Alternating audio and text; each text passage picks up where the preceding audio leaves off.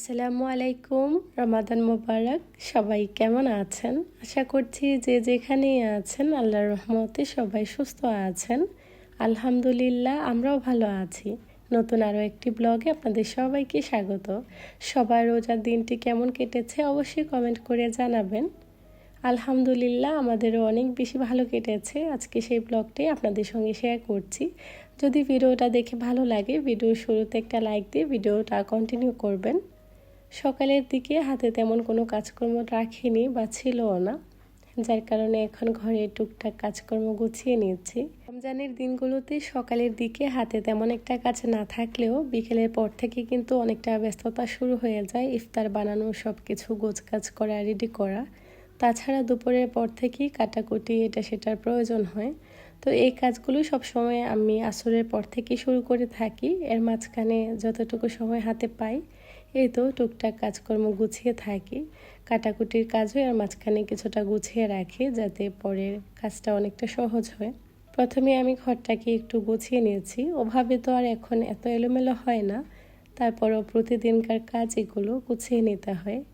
রমজান উপলক্ষে টুকটাক তো কিছু কেনাকাটা করেছিলাম, এগুলো দিয়ে ঘরটাকে একটু নতুন করে গুছিয়ে নিয়েছি। দেখতেও অনেকটা ভালো লাগে, আর এই ধরনের ক্যান্ডেলগুলো পুরো রুমের লুকটাই চেঞ্জ করে দেয়। দেখতে অনেক বেশি একটা ক্লাসি লুক দেয়। সেই সাথে রমজান উপলক্ষে ঘরে একটু চারপাশটা আলোকিত করতে আমার বরাবরই খুব ভালো লাগে। আর মনের মধ্যেও না একটা অন্যরকম প্রশান্তি কাজ করে। একটু অন্যরকম করে নতুনভাবে গুছিয়ে নিয়েছি। এই তো সোফার কর্নারটা আমি এভাবেই গুছিয়ে নিলাম। তাছাড়া বাকি যে রুমগুলো ছিল এগুলোতেও হালকা পাতলা একটু রমাদানের ডেকোরেশন দিয়ে সাজিয়ে নিয়েছি। দেখতে অত আহামরি না লাগলেও আমার কাছে কিন্তু বেশ ভালো লেগেছে। তবে বাকি রুমগুলোতে ওরকম আসলে কারেন্টের সুইচের ব্যবস্থা ছিল না, যার কারণে ওগুলোতে লাগাতে পারিনি। আমি এটা জুনাইদের রুমেই লাগিয়েছি। দেখতে খারাপ না, ভালোই লাগছে। সিম্পলের মধ্যে আর কি, যতটুকু সম্ভব হয়েছে। সকালের দিকে হাতে যতটুকু সময় পাই এর মধ্যে ঘরটাকে একটু গুছিয়ে নেই, যাতে বাকি কাজগুলো সহজ হয়ে যায়। একবার রান্নাঘরে গেলে কিন্তু আর বের হওয়া সম্ভব হয় না। এখন আমি সোজা চলে এসেছি রান্নাঘরে। একটা মিক্সিং বোলে 1.5 কাপের মতো কুসুম গরম পানি নিয়ে নিয়েছি। এরকম অবস্থায় গরম থাকতে হবে যেন একটা হাতের আঙ্গুল চুবিয়ে বেশ খানিকটা সময় রাখা যায়। আজকে আমি আপনাদের সঙ্গে একটা জনপ্রিয় এরাবিয়ান ডিশ শেয়ার করব, যেটার নাম হচ্ছে লোকাই মাছ। খেতে অসম্ভব মজার হয়। এদেশে এটা খুবই জনপ্রিয়। আরব দেশগুলোতে কম বেশি সব জায়গায় কিন্তু এটা অ্যাভেলেবেল পাওয়া যায়। তাছাড়া এই রমজান মাসে তো এটার জনপ্রিয়তা আরও বেশি বেড়ে যায়, তাই ভাবলাম আপনাদের সঙ্গে এই রেসিপিটা শেয়ার করি। তাছাড়া আমিও প্রতি বছর রমজান এলে এটা অনেকবার বানিয়ে থাকি। কুসুম গরম পানির মধ্যে আমি 1 টেবিল চামচের মতো ইস্ট, 1 টেবিল চামচ চিনি দিয়ে খুব ভালো করে সব কিছু মিশিয়ে নিলাম। তারপর 2 টেবিল চামচের মতো আমি কর্নফ্লাওয়ার দিয়ে দিয়েছি। সেই সাথে 2 টেবিল চামচ গুঁড়া দুধ। সব কিছু দেওয়ার পর এর মধ্যে আমি দিয়ে দিয়েছি 2 কাপ পরিমাণ ময়দা। প্রথমে আমি সবটুকু দিইনি, প্রায় বেশ খানিকটা দিয়ে আমি খুব ভালো করে মিশিয়ে নিয়েছি। এটা কিছুটা মিশানো হয়ে গেলে তারপর বাকি যেটুকু ময়দা আমি রেখেছিলাম ওটা দিয়ে দেব। আর এখানে আমি ইনস্ট্যান্ট ইস্ট ব্যবহার করছি, আপনারা চাইলে অ্যাক্টিভ ইস্টও ব্যবহার করতে পারেন। সেক্ষেত্রে ইস্টটা দেওয়ার পর খানিকটা সময় অপেক্ষা করতে হবে। এই তো পুরো ময়দাটা আমি দিয়ে দিয়েছি। একটা স্প্যাচুলার সাহায্যে খুব ভালো করে আমি সব কিছু একসাথে মিশিয়ে নিচ্ছি। তারপর এর মধ্যে 1 টেবিল চামচ পরিমাণ তেল দিয়ে দিয়েছি। তেলটা দেওয়ার পর সব কিছুকে একসাথে খুব ভালো করে একটা স্প্যাচুলার সাহায্যে মিশিয়ে নিয়েছি। এই ব্যাটারটা কিন্তু অনেকটা পাতলা, সেই সাথে অনেক আঠালো হবে, যেমনটা আপনারা দেখতে পাচ্ছেন। স্প্যাচুলাতে লাগবে ঠিকই, যখন আপনি এটাকে আবার মুছতে যাবেন খুব সুন্দরভাবে কিন্তু ব্যাটারটা উঠে আসবে। এরকম একটা ব্যাটার তৈরি হবে। ডোটা পুরোটা রেডি হয়ে যাওয়ার পর এটাকে আমি একটা র্যাপিং পেপার দিয়ে ভালো করে কভার করে নিয়েছি, যাতে কোনো প্রকার হাওয়া বাহিরে বের না হয়। এখন এটাকে আমি রান্নাঘরে এভাবেই রেখে দিব 15 থেকে 20 মিনিটের মতো। এর মধ্যে আস্তে আস্তে ডোটা খুব ভালো করে অ্যাক্টিভ হয়ে যাবে। পিৎজা সেই সাথে ব্রেডের ডোয়ের তুলনায় এটা খুব তাড়াতাড়ি অ্যাক্টিভ হয়ে যায়। এর মধ্যেই এটা আস্তে আস্তে ফুলতে শুরু করবে। ইস্টটা খুব ভালো করে অ্যাক্টিভ হয়ে যাবে। এখন আমি চুলার পাশে এটাকে এভাবেই রেখে দিব, তারপর বাকি কাজ গুছিয়ে নেব। খুবই অল্প সময়ের মধ্যে এই ডোটা হয়ে যায় আর খুবই পারফেক্টভাবে অ্যাক্টিভও হয়ে যায়। বাসায় পিৎজা, বন অথবা ব্রেড যে কোনো কিছু বানানোর সময় অবশ্যই পারফেক্ট একটা ডো রেডি করতে হয়। এরকম পারফেক্ট যদি হয়ে থাকে তাহলে যে কোনো কিছুই অনেক পারফেক্ট হয়। আর আজকে ডোটা দেখে নিশ্চয়ই বুঝতে পারছেন এটা খুবই অল্প সময়ের মধ্যে রেডি হয়ে গিয়েছিল। মানে আমি তো বলতেছিলাম যে এত তাড়াতাড়ি এটা কেন আমি রেডি করেছি। ইফতার রেডি করতে না আরও বেশ অনেকটা সময় ছিল আমার হাতে, তো আমি চাইনি এত তাড়াতাড়ি এটা অ্যাক্টিভ হয়ে যাক।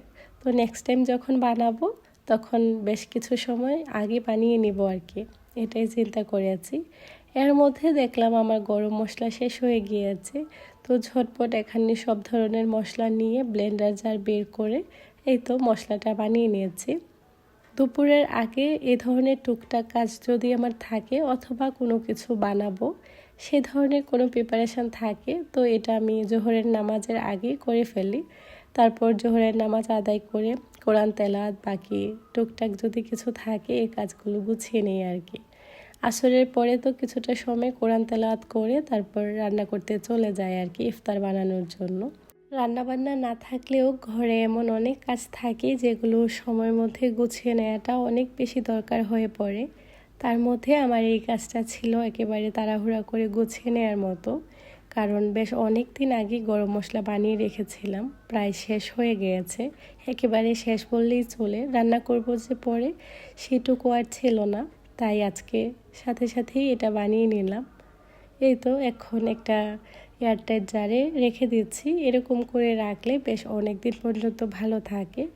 এ ধরনের কাজগুলো ছোট হলেও কিন্তু সময়ের মধ্যে গুছিয়ে নেওয়াটা অনেক বেশি দরকার হয়ে পড়ে।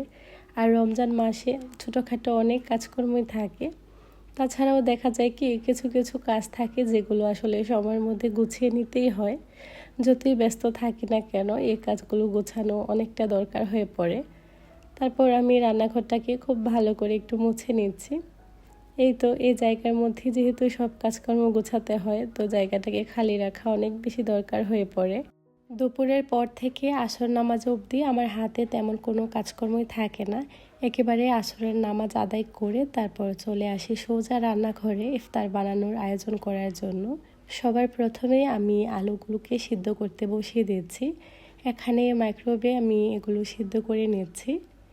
এটা থাকার কারণে বেশ অনেকটা সুবিধা হয়েছে, ওইরকম চুলাতে আর জাল করার প্রয়োজন হয় না, খুব অল্প সময়ের মধ্যে হয়ে যায়। আর এই সময়টার মাঝখানে কিন্তু বাকি বেশ অনেকটা কাজ আমি গুছিয়ে নিতে পারি। ডোটা খুব ভালোভাবে অ্যাক্টিভ হয়ে গিয়েছিল, পরে এটাকে আমি একটা স্প্যাচুলার সাহায্যে খুব ভালো করে ম্যাশ করে নিচ্ছি। তার সাথে আমি বেশ কিছু আলু সিদ্ধ করতে দিয়েছিলাম, এগুলো কিন্তু এর মধ্যেই সিদ্ধ হয়ে গিয়েছিল। এই আলুগুলোকে এখন আমি ছিলে নিচ্ছি। খুব অল্প সময়ের মধ্যে এগুলো সিদ্ধ হয়ে যায় আর অত ঝামেলাও থাকে না। এই তো আলুগুলোকে এক এক করে ছিলে নিয়েছি। ইফতারের এই সময়টা অনেক বেশি তাড়াহুড়া, সেই সাথে বেশ ঝামেলার মধ্যেই কাটে।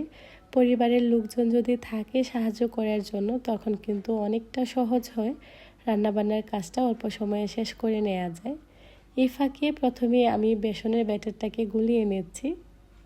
যে ব্যাটারটা আমি বেশ অনেক দিন আগে রেডি করে রেখেছিলাম, ওটার মধ্যে জাস্ট আমি এখন পানি দিয়ে ব্যাটারটা রেডি করে নেব। খুব কম সময়ে জলদি রেডি হয়ে যায়। এখন কিন্তু আমাকে ওরকম করে হলুদ মরিচ লবণ দিতে হবে না, শুধুমাত্র পানি দিয়ে ব্যাটারটাকে আমি গুলিয়ে নেব, এর মধ্যেই কিন্তু রেডি হয়ে যাবে। এই ধরনের ছোটোখাটো অনেক কাজ আছে যেগুলো রমজান মাসে সংসারের কাজকর্মগুলোকে অনেক বেশি সহজ করে তোলে।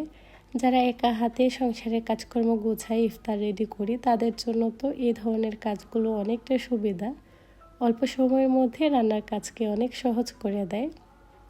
চুলায় একটা পাতিলা বসিয়ে এর মধ্যে আমি পর্যাপ্ত পরিমাণে তেল দিয়ে নিয়েছি। আর এগুলো বানাতে কিন্তু বেশ অনেকটা তেলের প্রয়োজন হয়। তাছাড়া আমি যেহেতু আলুর চপ, বেগুনি, ডিমের চপ এগুলো ভাজবো, যার কারণে আমি তেলের পরিমাণটা বেশ অনেকটাই দিয়ে দিয়েছি। এগুলো ভাজার পর বাকি যেটুকু তেল থাকবে ওগুলোর মধ্যে আমি আলুর চপ, বেগুনি বাকি ইফতারগুলো ভেজে নেব। তেলটা গরম হয়ে আসলে এর মধ্যে আমি হাত দিয়ে এরকম ছোট ছোট বল করে তারপর তেলটার মধ্যে ছেড়ে দিয়েছি। আপনারা চাইলে চামচ দিয়ে দিতে পারেন। তাছাড়া এর আগে প্রতি বছর আমি পলি ব্যাগের মধ্যে নিয়ে তারপর কেচিটা তেলের মধ্যে চুবিয়ে কেচি দিয়ে কেটে কেটে ছোট করে দিতাম। এবছর যখন আমি ফেস্টিভ্যালে যাই দেখলাম যে এক আন্টি এরকম করে খুব সুন্দরভাবে বানিয়ে নিয়েছে, আর এত সুন্দর ওনারগুলো গোল গোল হচ্ছিল। তবে কেন যেন আসলে আমারগুলো একদমই গোল গোল হয়নি। এগুলো কিন্তু অনেক সুন্দর, একেবারে গোল বলের মতো হয়, দেখতে অনেক বেশি কিউট লাগে। তবে আমারগুলো না ওরকম পারফেক্ট হয়নি। তাছাড়া সবসময় যদি সব কিছুতে পারফেক্ট খুঁজতে যাই তখন কিন্তু সেই জিনিসটার প্রতি আগ্রহ আর থাকবে না। তাই যে এরকমই হয়েছে। খেতে কিন্তু বেশ মজার ছিল, তবে ওরকম গোল গোল হয়নি। হয়তো বা যত্ন সহকারে দিলে আরও বেশি ভালো করতে পারতাম।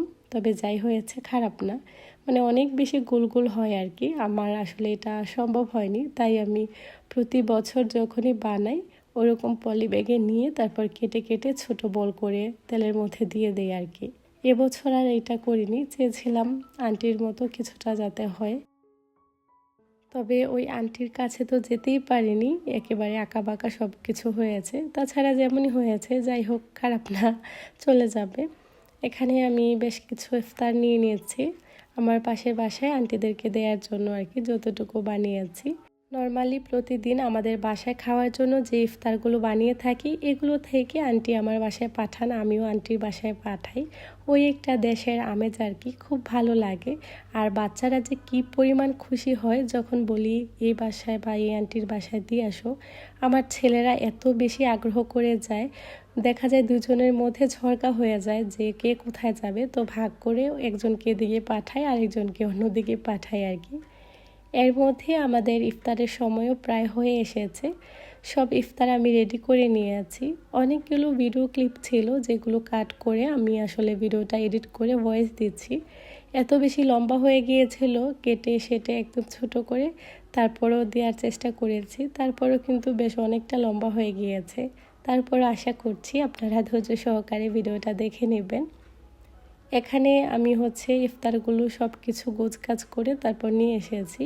আলহামদুলিল্লাহ আমার বাসায় ছোট বড় সবাই যতটুকু প্রয়োজন আমাকে অনেকটা সাহায্য করার চেষ্টা করে। তাছাড়া ওরা বাচ্চা মানুষ, যখন আমি রান্নাবান্না করে সব কিছু গুছিয়ে রাখি ওরা যে যার মতো প্লেট করে এনে গুছিয়ে রাখে।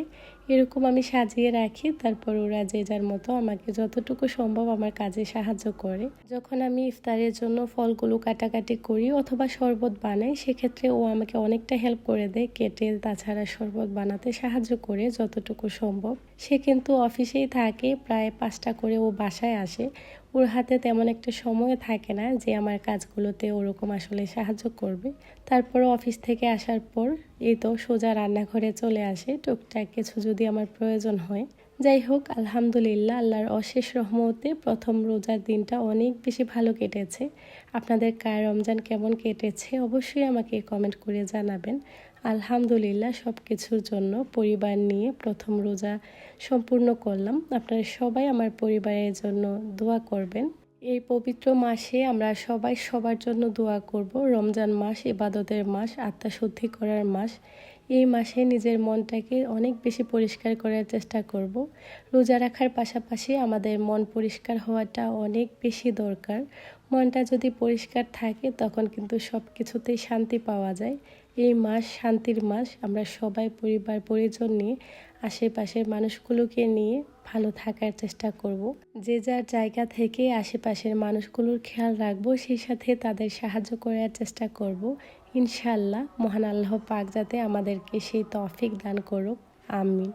আমরা সবাই সবার জন্য দোয়া করব এই রমজান মাসে যাতে আল্লাহ পাক আমাদেরকে হেদায়েত দান করেন, আমিন। সবাই ভালো থাকবেন, আল্লাহ হাফেজ।